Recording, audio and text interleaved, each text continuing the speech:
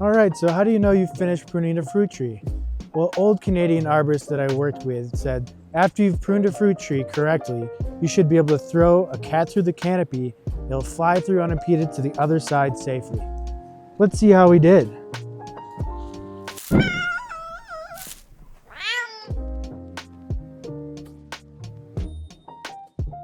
Good morning, my name is Neil Werewine. I'm a certified arborist for Webb Landscape, joining you here in sunny Wood River Valley. And we're at a hobby orchard in Bellevue. And we're gonna be pruning a established 5 to 7 year old apple tree while going over some of the basics of pruning.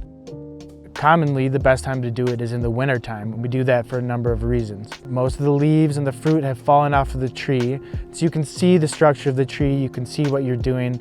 Additionally, the tree has gone dormant or almost dormant late season. Right now, we're just before Thanksgiving, and the nutrients and carbohydrates have gone from up into the canopy down into the root system.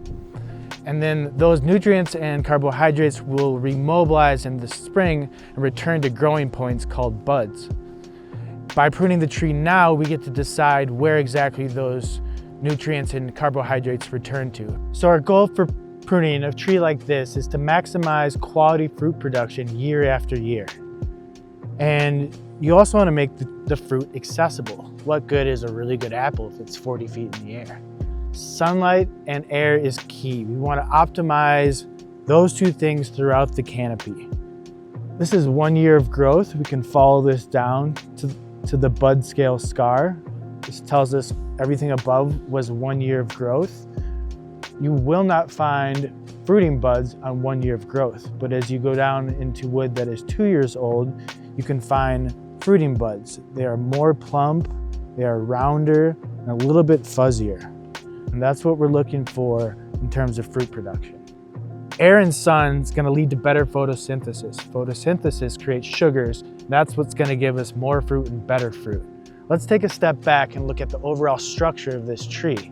This is an established tree, maybe 5 to 7 years old, and it already has a nice open center structure to it. Scaffolding branches reach out, intercept sunlight.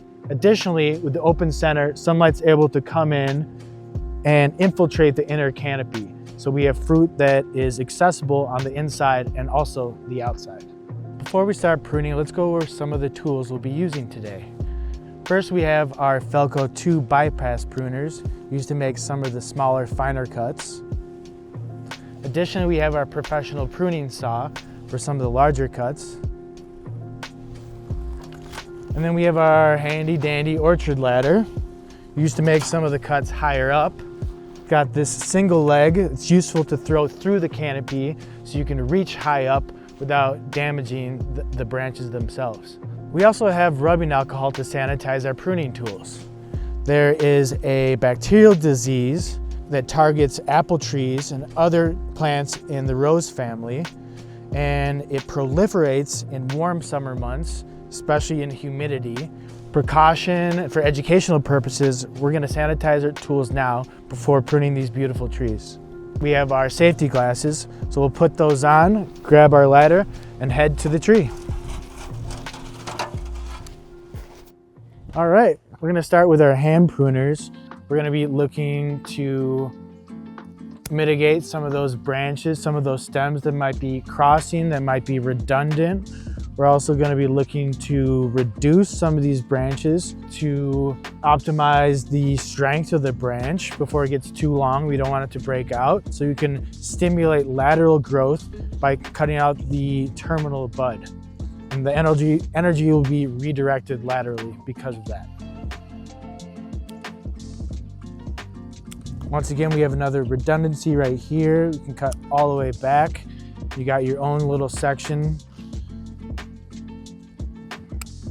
Earlier, we talked about balancing vegetative growth versus fruiting growth. If you get too much vegetative growth and too much fruit for that matter on a branch, it can break off.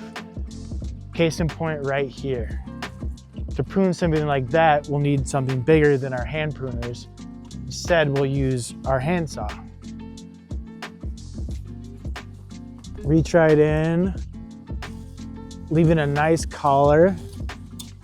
collars tissue on the parent branch. We don't want to introduce decay and disease into the parent branch. So we leave a healthy collar, maybe just a little bit of stub to prevent desiccation into the parent branch. And look how much room we have as a result. Secondary growth and the parent branch segregate. It's actually two different tissues coming together internally. So we want to stay away from that because we don't want decay to enter the parent branch. Instead, we leave a little bit of a stub. It allows the tree to seal itself naturally. All right, now we're going to employ our orchard ladder to make some cuts higher up.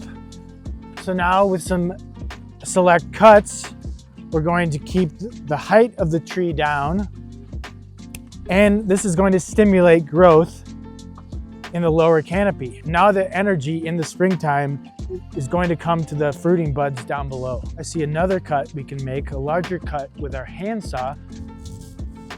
Once again, we're leaving a nice collar, even a little bit of a stub. That's going to make sure no decay enters the parent branch. Talk about some of the different kinds of cuts we can make on a fruit tree. I will go over the example of some thinning cuts. This is a cut to the origin, or almost to the origin. Where this was crossing, there was some redundancy before. We want to eliminate that. See another one right here.